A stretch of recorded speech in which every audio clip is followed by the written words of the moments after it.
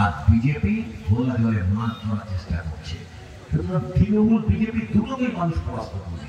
একটা anti incumbency vote কিন্তু আজকে চোরা শোক হয়েছে। মানুষ খুঁজছিলেন কাদের ভোট দেবেন। মহাসিংহকে ভোট দিয়ে লাভ হবে না, এটা মানুষ বুঝে গেছে। তাহলে ভোট দিতে হবে কাকে? অবশ্যই আইএসএফকে। এবং আমি আমার কথা যারা এটা শুনলেন, আমি দায়িত্ব নিয়ে আপনাকে বলছি। এবার বলতে পারেন আপনি গিয়ে এটা হবেন না, যা আমরা এতদিন দেখছি যে লঙ্কায় যায় সেই যাবো, এইসব কথা তো চায়ের দোকানে চলে, সব জায়গায় চলে। ঠিক ঠিক বলেছেন, এটাই তো দেখেছেন। কিন্তু আমি যে কথাগুলো এতক্ষণ ধরে বললাম, এই কথা কোনোদিন শুনেছেন কি আপনারা? যে বলবেন কোনোদিন শুনেছেন কোন নেতাই কথা বলেছে? কোন দলের পক্ষ থেকে যে কথাগুলো আমি বললাম, যে প্রেক্ষাপট আপনাদেরকে যুক্তি দিয়ে বোঝানোর চেষ্টা করলাম। কারণ এই নির্বাচনের আপনি আমাকে ভোট দেবেন কি দেবেন না সেটা বড় প্রশ্ন নয়। আপনি মনে করবেন আমি যোগ্য প্রার্থী কিনা, এর বিবেচনা করে আপনাকে ভোট দিতে হবে।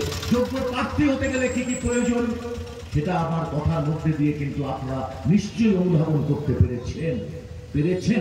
আবেগ দিয়ে রাজনীতি হয় না, দেশ চলে না। আবেগ থাকা ভালো, কিন্তু আবেগকে যদি ঘনীভূত না করতে পারেন, যদি সঠিক জায়গায় প্রয়োগ না করতে পারেন, তাহলে বিপদটা কিন্তু আপনার আসবে।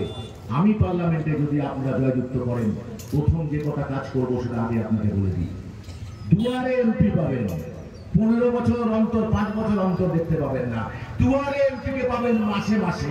দায়িত্ব নিয়ে বলে গেলাম, যদি এই কথা ফেল হয়, কারণ আমার সংসার নেই, আমার সংসার হচ্ছে জনগণই আমার সংসার।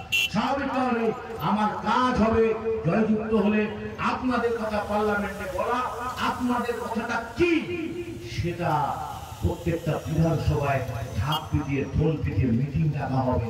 সেখান থেকে আপনাদের মতামত নেব, তারপর দিল্লির রাজপথে গিয়ে আপনাদের কথা বলবো।